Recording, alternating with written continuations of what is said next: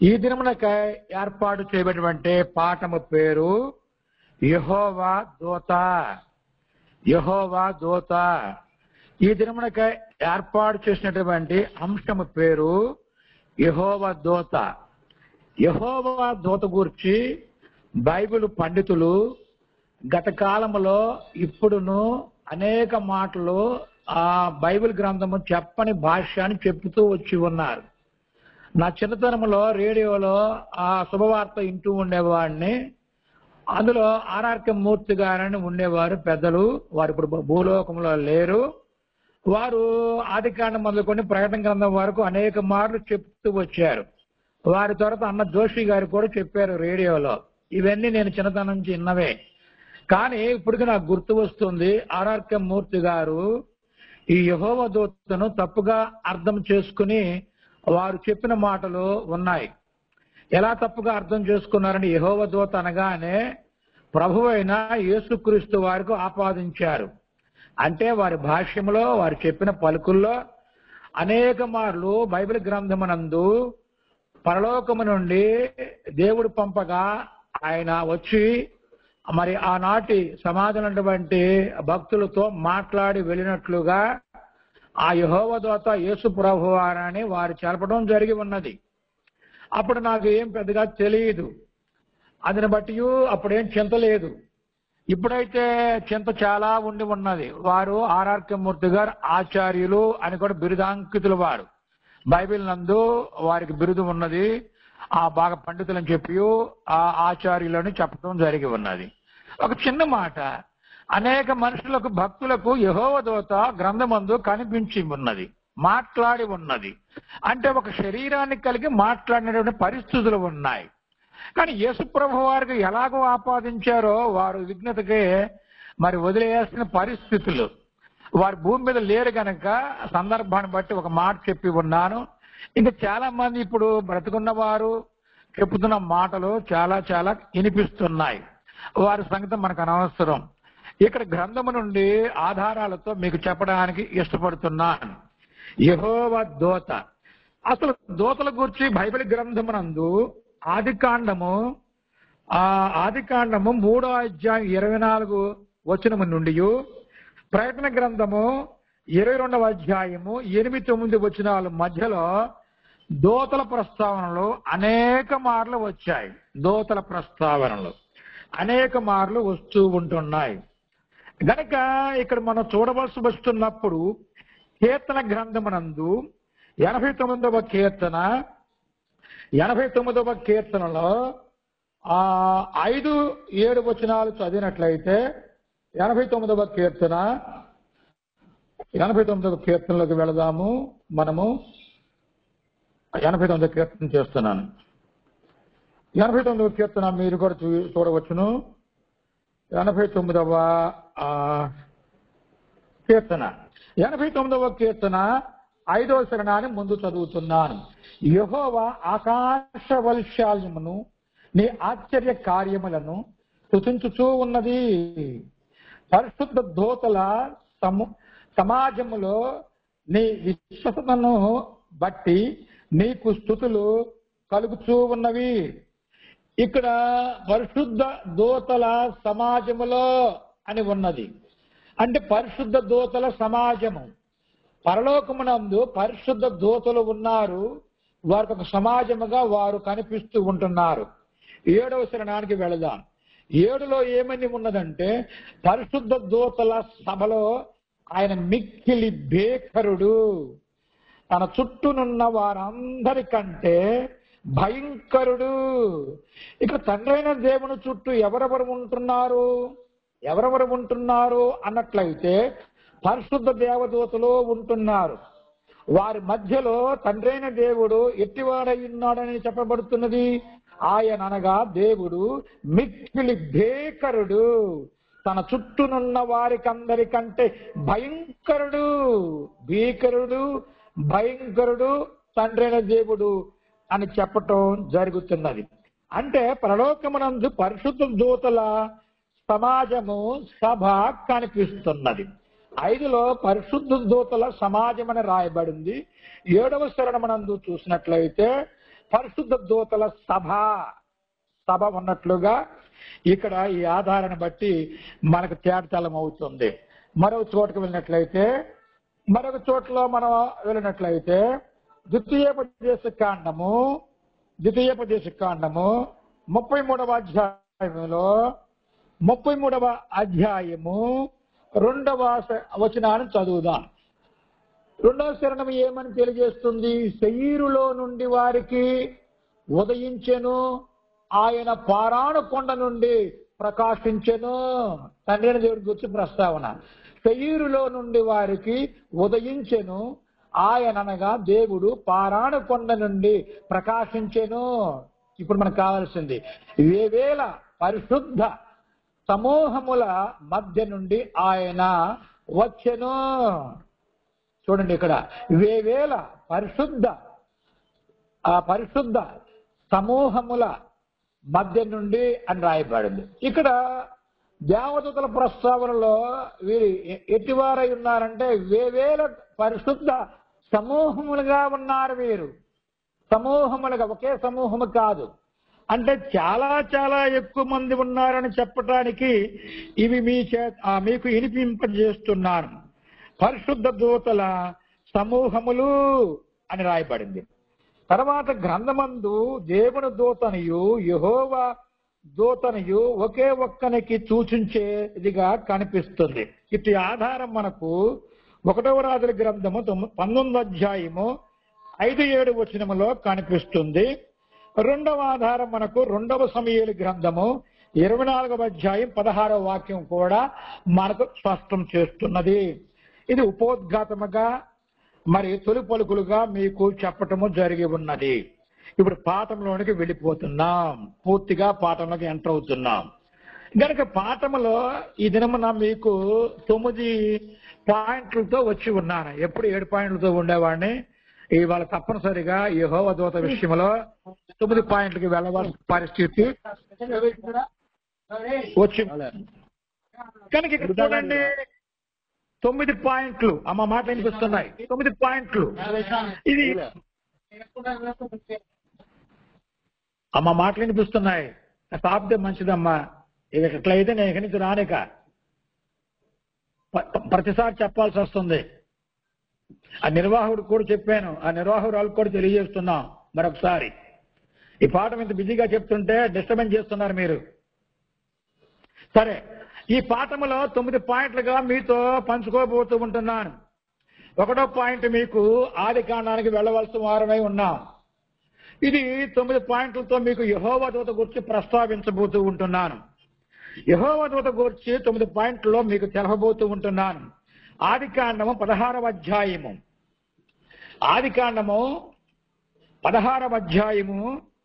7వ వచనం నుండి 12వ వచనం వరకు వెళ్ళినట్లయితే 6 సంగతులు ఇక్కడ నేను నోట్ చేయటం జరిగి ఉన్నది.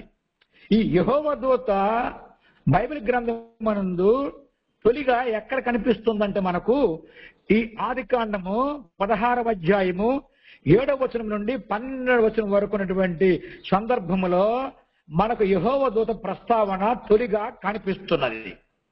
ఈ 7వ వచనం నుండి 12వ వచనం వరకు చూసినట్లయితే ఎవరితో మాట్లాడుతున్నది? పరలోకం నుంచి దిగివచ్చి అన్నట్లయితే హాగరుతో మాట్లాడుతున్నది. హాగరుతో. 7వ వచనం చదువుతున్నాను. 7వ వచనంలో ఏమని ఉన్నది? యెహోవా దూత అరణ్యములో నీటి బొగ్గ యొద్ద అనగా షూరు మార్గములో బొగ్గ యొద్ద ఆమెను కనుగొనెను. ఈ 7వ వచనం ఏమని తెలియజేస్తుందంటే నీటి బొగ్గ దగ్గర హాగరును యెహోవా దూత కనుగొనడం జరిగింది. 8వ వచనం చదవబోతున్నాను. శారాయి దాసివైన హాగరు ఎక్కడి నుండి వచ్చితివి ఎక్కడికి వెళ్ళుచూ ఉన్నావని అడిగి నందుకు అది నా యజమానురాలైన శారా వద్ద నుండి పారిపోవుచున్నానెను. ఈ 8వ వచనము ఏమని స్పష్టం చేస్తుందంటే మనకు ఏమని స్పష్టం చేస్తుందంటే, యెహోవా దూత ఏమని అడుగుతున్నది? ఎక్కడికి వెళుతున్నావు అనే ప్రశ్న వేసింది. హాగర్ ఏం చెప్తుంది? నా యజమానురాల దగ్గర నుంచి నేను పారిపోతున్నా. మీరు సంభాషణ మీరు చదివి వినిపిస్తున్నా. కనుక ఇక్కడ 9వ వచనానికి వెళ్ళినట్లయితే 9వ వచనం ఏమని చెప్తుంది? 9వ వచనం ఏమంటుందంటే, అప్పుడు యెహోవా దూత నీ యజమానురాలి యొద్దకు తిరిగి వెళ్ళి ఆమె చేతి క్రింద అణిగి మణిగి ఉండమని హాగరుతో చెప్పాను. హాగరుతో ఏమని చెప్తుందంటే, ఈ 9లో యెహోవా దూత ఏమని చెప్తుందంటే, నీవు నీ యజమానురాలి దగ్గరికి వెళ్ళి నీవు అణిగి మణిగి ఉండాలి అని తెలియజేస్తున్నది. ఇప్పుడు 10వ వచనానికి పోతున్నాం.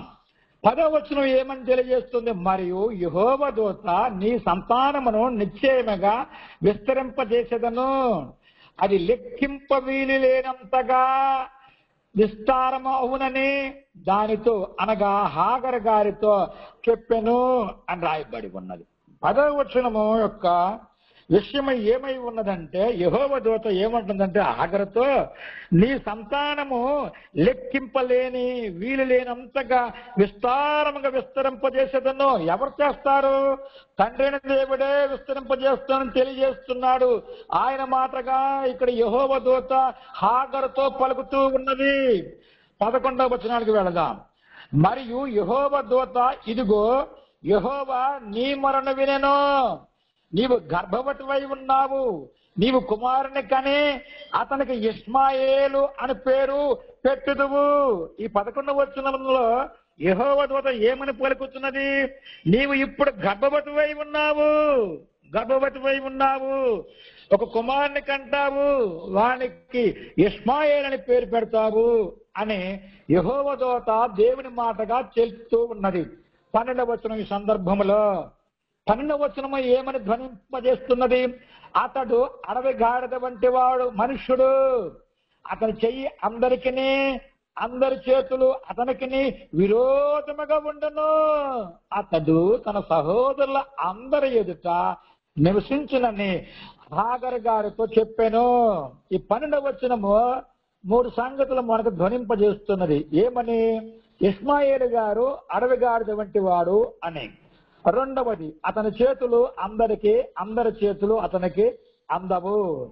తర్వాత అందరికీ అతను విరోధంగా ఉంటాడు. ఈనాటికి కూడా అదే జరుగుతున్నది. ఆ అరబ్ కంట్రీస్ లో కూడా 40 దేశాలు పైగా ఉన్నాయి. అందులో ఈయన సంబంధించిన వారు అందరూ కూడా అక్కడ ఉన్నారు. గనక దేవుడైనటువంటి యెహోవా దూతను పంపించి హాగరుతో పలుకుతున్నటువంటి పలుకులు. ఇక్కడ పలుకుతున్నది యెహోవా దూత. ఎవరితో? హాగర్ గారితో. కానీ ఇక్కడ ఈ దేవుని మాటలు యెహోవా దూత తీసుకుని వచ్చి హాగరుతో పలుకుతున్నటువంటి విషయము. ఇక్కడ మీరు కొంతమంది పెద్దలు చెప్పారని చెప్పాను కదా. ఇక్కడ యెహోవా దూత అని రాస్తే యేసు ప్రభు వారికి ఆపాదించడానికి ఎంత ధైర్యము! అనేక మార్లు వచ్చారని చెప్తున్నారు యేసు ప్రభు వారిని. అప్పుడు ఎన్ని రాకళ్ళు అవుతాయి? తల్లి అయిన మరియ గర్భాన్న పుట్టినప్పుడు అది తొలి మరి రాకడని చెప్పబడింది. ఇప్పుడు రాబోతున్నాడు, అది 2వ రాకడని చెప్పబడుతున్నది. ఏమిటి అసలు తలకాయ ఉన్నదేమన్నా ఈ పండితులని చెప్పేటువంటి వారికి? ఈ యెహోవా దూత అనేటువంటి ఆ పాఠములో 2వ పాయింట్కి వెళ్ళిపోతున్నాం. ఇది మనకు ఆదికాండము 22వ అధ్యాయానికి వెళ్ళాలి. ఆదికాండము 22వ అధ్యాయము ఏమని తెలియజేస్తుంది?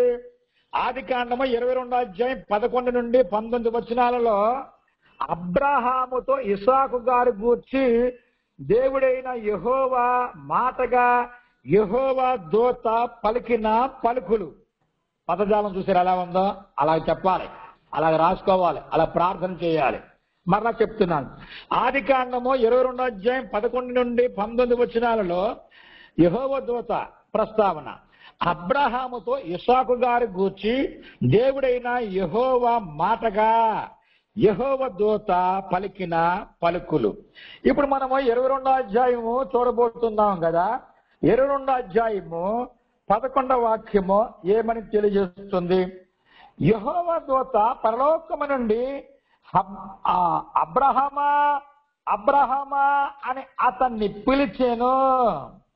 ఇక్కడ చూడండి, హాగర్ దగ్గరికేమో స్వయంగా రావడం జరిగింది యెహోవా దూత.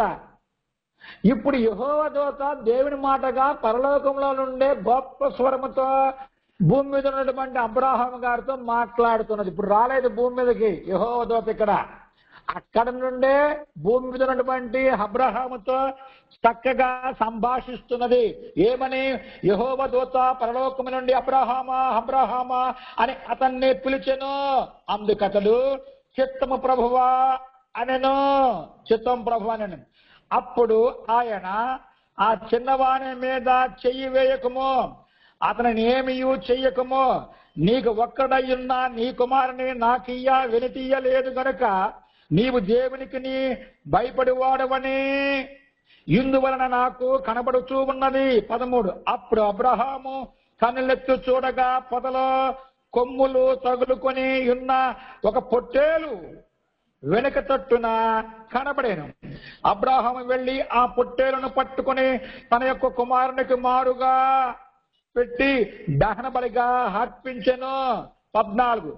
అబ్రహాము ఆ చోటుకి యెహోవా ఈరే అని పేరు పెట్టెను.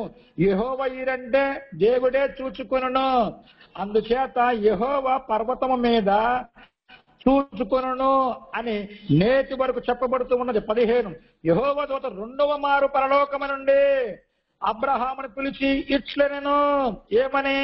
నీవు నీకు ఒకే ఒక్కడైనా ఉన్న నీ కుమారుణ్ణి ఈయ వెనుక తీయలేదు. ఈ కార్యము చేసినందున నేను నిన్ను ఆశీర్వదించబోతున్నాను. ఆకాశ నక్షత్రముల వలెను సముద్ర తీరమందలి ఇసుక రేణి వలెను నీ సంతానము నిశ్చయముగా విస్తరింపజేసేదను. నీ సంతతి వారు తమ శత్రువుల గవిని స్వాధీనపరచుకొందురు. 18. మరియు నీవు నా మాట వినినందున భూలోకములోని జనములన్నయు నీ సంతానము వలన ఆశీర్వదింపబడను. నా తోడని ప్రమాణము చేసి ఉన్నాను. చివరగా ఇందులో 19. ఆ తరువాత అబ్రహాము తన పనివారి యొద్దకు తిరిగి రాగా వారు లేచి అందరూ కలిసి బెయేర్షెబాకు వెళ్ళిరి. అబ్రహాము బెయేర్షెబాలో నివసించెను. యెహోవా దూత అనేటువంటి ఈ అంశములో రెండవ పాయింట్ మనం చూచి ఉన్నాం. ఈ పాయింట్ లో దేవుడు మరి స్వయముగా యెహోవా దూతను భూమి మీదకి పంపుకోకుండానే అక్కడి నుండి తన మాటలు చెప్పించడం జరిగింది. ఇందులో మూడవ దానికి వెళ్ళిపోతున్న పాయింట్కు ఇది నిర్గమాకాండంలో కనిపిస్తున్నది. నిర్గమాకాండము 3వ అధ్యాయము. నిర్గమాకాండం 3వ అధ్యాయము 2 నుండి మనము 8 వరకు వెళ్ళినట్లయితే ఇక్కడ ఏముంటుందంటే, మోషేతో యెహోవా దూత దేవుని మాటలను తన నోటితో పలికిన పలుకులు. యెహోవా దూత గురించి ప్రస్తావన ఎలా వస్తుందో నిర్గమాకాండములో 3వ అధ్యాయము 2 నుండి 8 వరకు ఉన్నటువంటి సంభాషణ. మోషేతో యెహోవా దూత దేవుని మాటలను తన నోటితో పలికిన పలుకులు. ఏమా పలుకులు? 2వ వచనం చూస్తున్నాం. ఒక పొద నడిమిని అగ్ని జ్వాలలలో యెహోవా దూత అతనికి ప్రత్యక్షమయ్యను. అతను చూచినప్పుడు అగ్ని వలన ఆ పొద మండుచూ ఉండెను గాని పొద కాలిపోలేదు.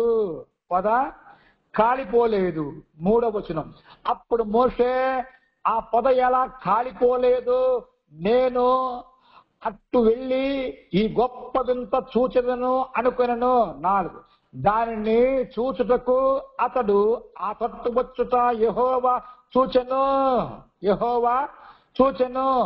దేవుడు ఆ పొద నడుమ నుండి మోషే మోషే అని అతన్ని పిలిచెను. ఇక్కడ దేవుడు మోషేని మోషే మోషే అని పిలిచిననగానే చాలా మంది ఏమంటున్నారంటే దేవుడే ఆ పొదలో ఉండి మాట్లాడుతున్నాడు అనుకుంటున్నారు. యెహోవా దూత వచ్చిందని పై భాగంలో ఇస్తున్నారు. ఆ యెహోవా దూత పొదలో నుండి దేవుని మాటగా తెలుపుతున్నారు.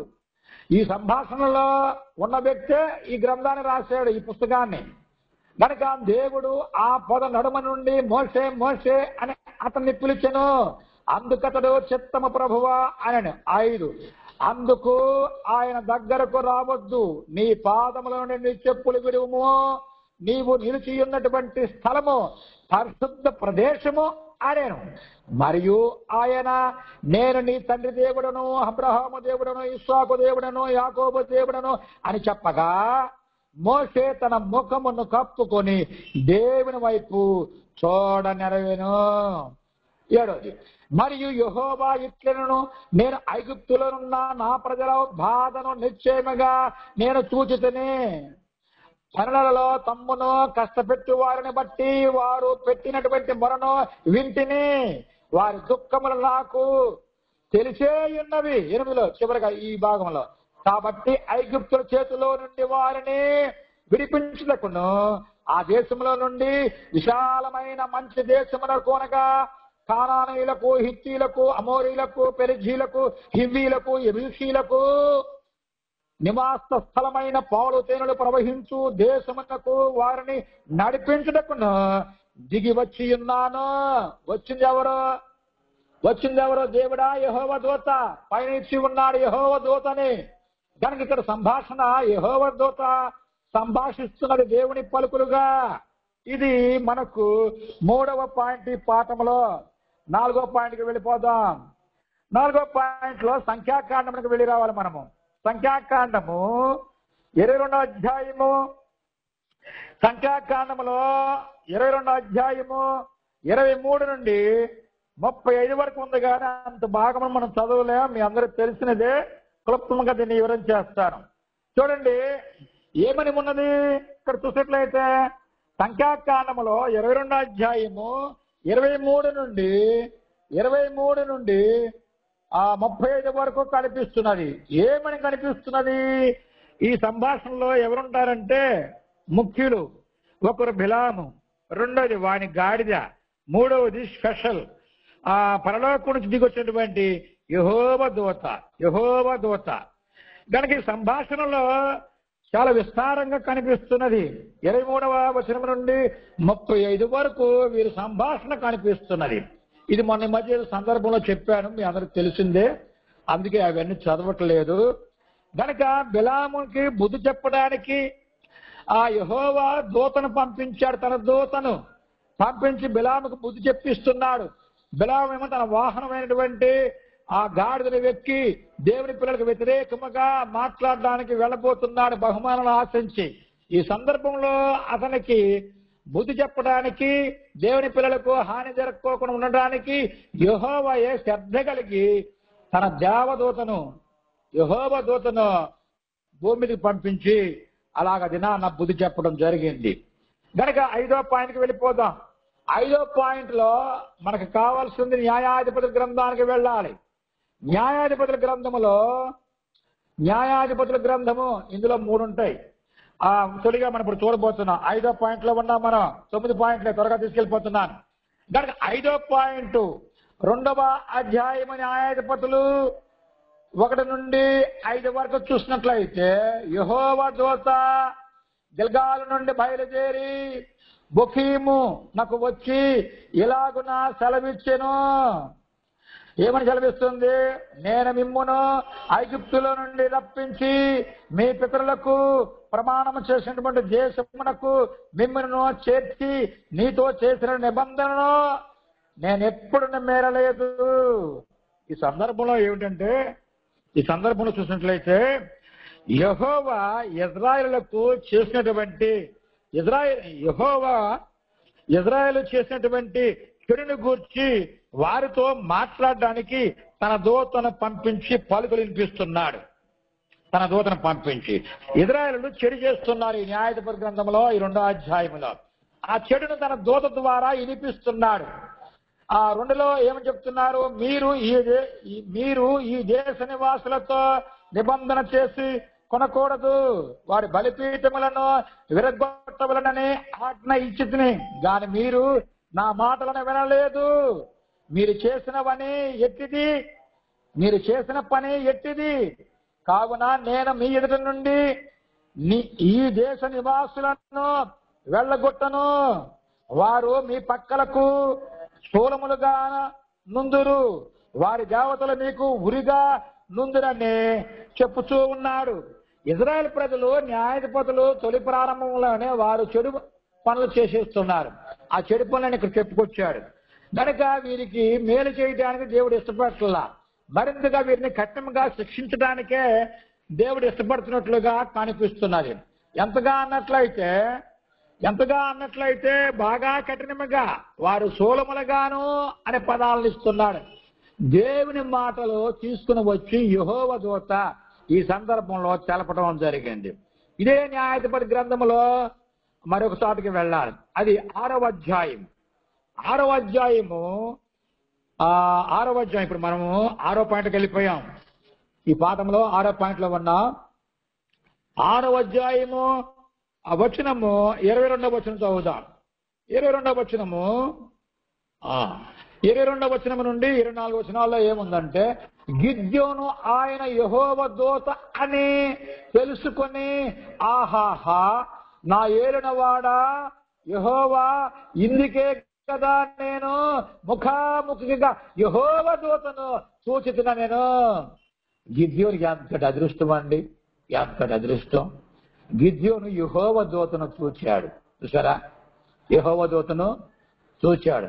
దానికి పదజాలం ఎంతగా ఉపయోగిస్తున్నారంటే, యెహోవా దూతను చూచి అంటున్నాడు కదా, ఆహాహా నా ఏలినవాడా యెహోవా, ఇందుకే కదా నేను ముఖాముఖిగా యెహోవా దూతను చూచితున్నా. నేను అప్పుడు 23 అప్పుడు యెహోవా నీకు సమాధానము భయపడకము నువ్వు చావవని అతనితో సెలవిచ్చాను. గిద్యోనికి వాస్తవానికి కొంచెం గ్రంథ అవగాహన ఉంది. చావని ఎందుకంటున్నాడు అంటే, తండ్రి అయిన దేవుణ్ణి ఎవరైనా చూస్తే చనిపోతారని మోషే ద్వారా పలికింపజేశారు. వీరికి ఇజ్రాయెల్ చరిత్రలో ఇజ్రాయెల్కి చాలా మందికి ఒక సందర్భంలో దేవదూతలు వచ్చి మాట్లాడుతున్నప్పుడు ఆ దేవుడే వచ్చాడేమో చచ్చిపోతామేమో భయంతో ఓడిపోతూ ఉండేవారు. ఇప్పుడు దేవుడు కూడా వీరిని బలపరుస్తూ మాట్లాడుతున్నాడు ఈ గిద్యోనితో. యెహోవా అంటున్నాడు కదా, నీకు సమాధానము భయపడకము నువ్వు చావని అతనితో చెప్పాను. 24 ఇందులో చివరిది.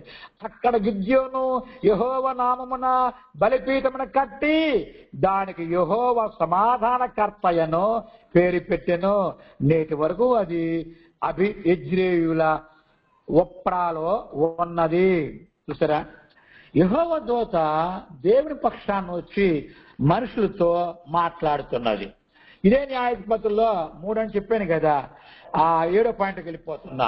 న్యాయాధిపతుల గ్రంథము 13వ అధ్యాయానికి వెళ్ళాలి మనం.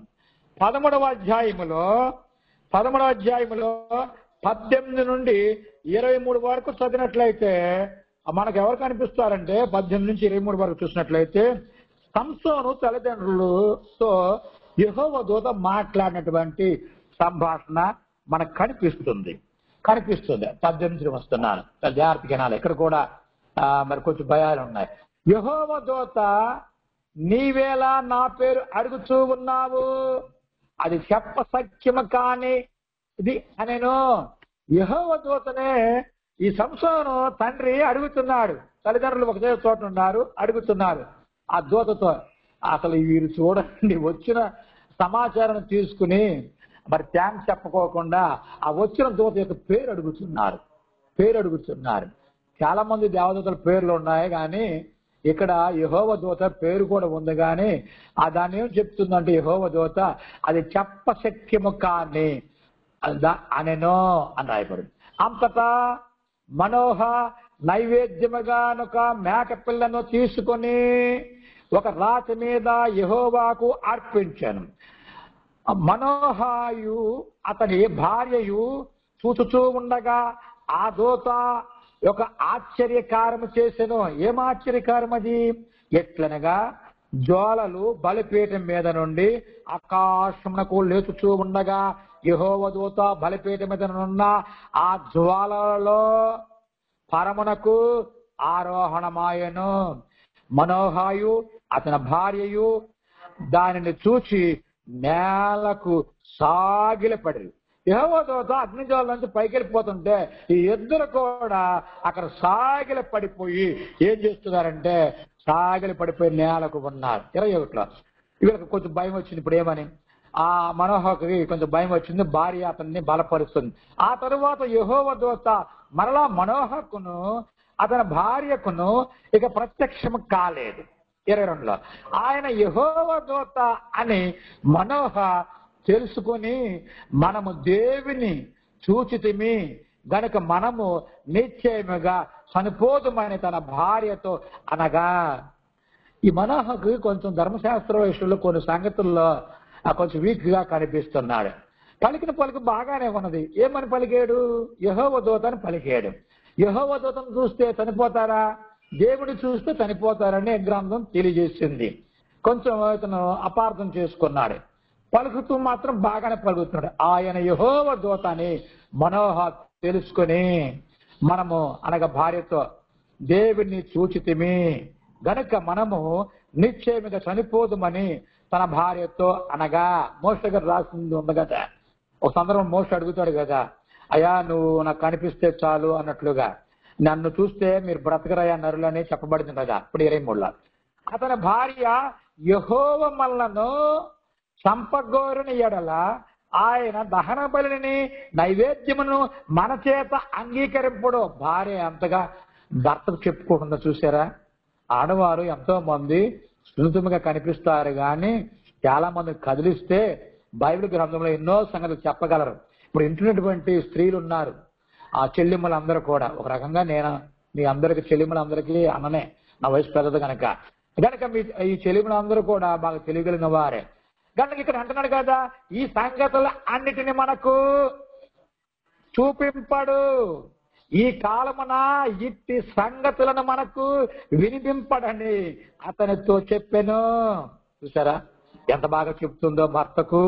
24 తరువాత ఆ స్త్రీ కుమారుని కని అతనికి సంసోను అని పేరు పెట్టాను. ఆ బాలుడు ఎదిగినప్పుడు యెహోవా అతన్ని ఆశీర్వదించెను. యెహోవా దూత ఈ భార్యాభర్తలకు సంసోను అనే కుమారుడు పుట్టబోతున్నాడు, అతను నాజీరు చేయబడాలి, అతడు ఇశ్రాయేలు యొక్క శత్రువులను ఏ విధంగా చీల్చి చెండాడుతాడో, యెహోవా పనిని ఏ విధంగా జరిగిస్తాడో ఇవన్నీ కూడా విశదీకరించడానికి యెహోవా దూత వచ్చింది. అప్పుడు అనుకోకుండా ఈ దంపతులు మరి యెహోవా దూతను పేరు అడుగుతారు. అడిగినప్పుడు అతడు అది చెప్పదక్కే పని కాదయ్యా అని చెప్తాడు. వీరు బలి అర్పిస్తారు, బలి అంగీకరింపబడుతుంది. ఆయన రిటర్న్ వెళ్ళిపోతాడు మరలా పరలోకమునకు. ఈ సందర్భంలో కనుక మనం ఇప్పుడు 8వ పాయింట్కి వెళ్ళిపోతున్నాం. త్వరగా తీసుకెళ్తున్నాను చెప్పే కదా. 8వ పాయింట్లో 2వ రాజుల గ్రంథానికి వెళ్ళాలి మనం. 2వ రాజుల గ్రంథము ఏమని ధ్వనిస్తుందో చూద్దాం. 2వ రాజుల గ్రంథము 19వ అధ్యాయము 2వ రాజుల గ్రంథం 19వ అధ్యాయము 32వ వచనం నుండి 35వ వచనం వరకు ఉన్న విషయాలు మనం చూడాలి. ఈ సందర్భంలో ఏమిటంటే హిజ్కియా పరిపాలన చేస్తున్నాడు యోధా దేశాన్ని. అలాంటి సందర్భంలో అష్షూరు వారు ఈ యోధా వారిని భయపెట్టేస్తున్నారు. పెద్ద సైన్యం వాళ్ళది, వీళ్ళ చూస్తే చిన్న సైన్యము. గనక హిజ్కియా ఎంతగానో భయపడిపోతున్నాడు. కానీ ప్రార్థన పరుడే హిజ్కియా, దావీదుకు సంబంధించినటువంటి ఆ కుటుంబానికి చెందినటువంటి హిజ్కియా ఇతడు. దావీదు గారికి ఇచ్చిన వాగ్దానాలు ఎన్నో ఉన్నాయి, అది విస్మరిస్తున్నాడు, భయపడుతున్నాడు. నా దేవుడు గొప్పవాడని కొన్ని సందర్భంలో అతడు వీక్ అవుతున్నాడు, మర్చిపోతున్నాడు. క్రైస్తవ సమాజంలో కూడా మనము ఆరాధించుతున్నటువంటి దేవుడు ఎంత గొప్పవాడో మర్చిపోతున్నారు. అది మర్చిపోకూడదు సుమే, మర్చిపోకూడదు. దేవుడు గొప్పవాడు అనేది గుర్తుపెట్టుకోవాలి. అనంత జ్ఞాని. మన యొక్క స్థితిగతులన్నీ ఆయన పరీక్షిస్తున్నాడు, పరిశీలన చేస్తున్నాడు, తన దేవతలను పంపిస్తున్నాడు. ఇప్పుడు మనం చదువుతున్నది కూడా అదే. అనేక భక్తుల దగ్గరికి స్పెషల్ గా యెహోవా దూత ఒక్కరే ఉన్నారు సుమే, అనేక మంది దేవదూతలు ఉన్నారు, వారి కేడర్స్ ఉన్నాయి, ఎన్నో విభాగాలు ఉన్నాయి. ఈ దేవతల యొక్క చరిత్రను చెప్పుకోవాలంటే రకరకాలు చెప్పుకుంటూ వెళ్ళాలి. క్లుప్తంగా ఒక్కొక్క భాగాన్ని విడగొట్టుకుంటూ ఇది నా అందుకు ప్రత్యేకముగా యెహోవా దూత అనేది సపరేట్ గా ఒక చాప్టర్ గా మీకు చెప్తూ ఉంటున్నాను, మీరు ఆలకిస్తున్నారు. ఇక్కడ అంటున్నారు కదా, కాబట్టి అష్షూరు రాజును గూర్చి యెహోవా సెలవిచ్చినదేమనగా అతడు ఈ పట్టణంలోనికి రాడు. హిజ్కియా భయపడిపోతున్నాడు. ఆ యెహోవా దూతను పంపిస్తున్నాడు. యెహోవా ఏమని వినిపిస్తున్నాడు భయపడుతున్నటువంటి ఈ రాజుకు? అతడు ఈ పట్టణంలోనికి రాడు, దాని మీద ఒక బాణమైనను ప్రయోగింపడు. ఒక కేడెమునైనను దానికి కనపరచడు. దాని ఎదుట ముట్టడి దెబ్బ కట్టడు. అబ్బా, ఒక భక్తునికి, దేవుని పిల్లలకు దేవుడిచ్చే భద్రత ఎంత గొప్పగా కనిపిస్తున్నదో. పరలోకంలో ప్రభువు భూలోకంలో ఆయన భక్తులు ఎలా ఉన్నారు, వారి పరిస్థితులు ఏంటి, ఏ స్థితిలో ఉన్నారు, వారు తినడానికి వినడానికి ఇబ్బందులు, రకరకాల పరిస్థితులు, రోగములు, రుగ్మతులు, ఎన్నో సమస్యలు, ఇవన్నీ ప్రభుకు బాగా తెలియను. అలనాడు యోధారాజు భయపడిపోతుంటే, అలా నాయన వాడు రాడు, ఒక బాణం వేయలేడు, ఒక కేడెమును ఎత్తలేడు, దాని చుట్టూ మెట్టడి దెబ్బ వేయలేడు. 33లో ఈ పట్టణం లోపలికి రాక తాను వచ్చిన మార్గములనే అతడు తిరిగిపోవును. ఇదే యెహోవా వాక్కు, తండ్రైన దేవుని యొక్క వాక్కు యెహోవా దూత చేత పలికిస్తున్న పరిస్థితులు. నా నిమిత్తమును, నా సేవకుడైన దావీదు నిమిత్తమును నేను ఈ పట్టణమును కాపాడి రక్షించదను. ఈ హిజ్కియాకి ఏం గుర్తు చేస్తున్నాడు? నా నిమిత్తమును. అసలు మన దేవుడు ఎవరయ్యా? యెహోవా. ఇక్కడ ఏం చెప్తున్నాడు? నా నిమిత్తమును. మనకు శ్రమలు, ఇబ్బందులు, బాధలు ఎన్నెన్నో వస్తున్నాయంటే దేవుడు ఏం చెప్తాడు తెలుసా? నా నిమిత్తమును. ఒక సందర్భంలో అపోస్తలుడు పౌలుగా మారకితము ఆయన దమస్కు గవిని దగ్గర పడిపోయినప్పుడు ఆకాశం నుండి ఒక స్వరాన్ని వింటాడు. అప్పుడు పౌలు గారు అడుగుతారు, అసలు నువ్వు ఎవడు అని అడుగుతున్నప్పుడు, నువ్వు హింసించుతున్నటువంటి యేసుని అంటాడు. నిన్నెప్పుడు నేను చూడలేదు, నిన్నెప్పుడు కూడా నేను హింసించలే. అంటే నా సంఘమును హింసిస్తే, సంఘం అంటే బాప్తిస్మం పొందుకున్న మనమే సంఘము ఆయన చెప్పుకుంటున్నాడు. అలాగే ఇక్కడ కూడా దేవుడు ఏమంటున్నాడు? నా నిమిత్తమును, నా సేవకుడైన దావీదు నిమిత్తమును. చూసారా, ఒక భక్తుడి పేరు కూడా ప్రస్తావన వస్తుంది. కుటుంబాలలో ఒక వ్యక్తి గొప్పగా మరి ప్రార్థన చేస్తూ గొప్పగా నీతిగా బ్రతికినట్లయితే ఆ కుటుంబం ఆ పిల్లలని దేవుడు జీవిస్తాడు. ఇక్కడే కనిపిస్తుంది. నా నిమిత్తమును, నా సేవకుడైన దావీదు నిమిత్తమును నేను ఈ పట్టణమును కాపాడి రక్షించుదును.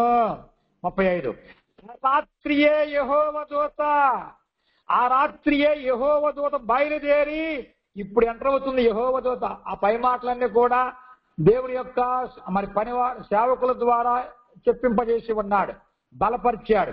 ఇక రాత్రిపూట పని ప్రారంభిస్తున్నాడు యెహోవా. ఇదే అదును. యెహోవా దూత చెప్తున్నాడు, యెహోవా నువ్వు వెళ్ళు భూలోకానికి వెళ్ళమని. ఏం పని ఇస్తున్నాడు యెహోవా దూతకు? యెహోవా ఆ రాత్రియే యెహోవా దూత బయలుదేరి అష్షూరు వారి దండుపేటలో చొచ్చి 185,000 మందిని హతము చేసెను. ఎంతమంది అయ్యా? 185,000 మందిని ఒకే ఒక్క యెహోవా దూత అంతమందిని హతమార్చెను. ఎవరి నిమిత్తం? దేవుని పిల్లల నిమిత్తం, భక్తుల నిమిత్తం, దేవుడు మరి దీవించినటువంటి రాజుల నిమిత్తము. కనుక భక్తుల కొరకు దేవుడు ఎంతగా మరి ఆయన పని కలిగి ఉన్నాడో ఇక కనిపిస్తున్నది. అంతమందిని హతమార్చడం అంటే చూడండి. కనుక దేవుడు యెహోవా దూతకు పని ఇచ్చి ఉన్నాడు. ఏళ్ళుము ఆ అషూరు వారందరిని కూడా హతమార్చము. కనుక 185,000 మందిని హతము చేసెను.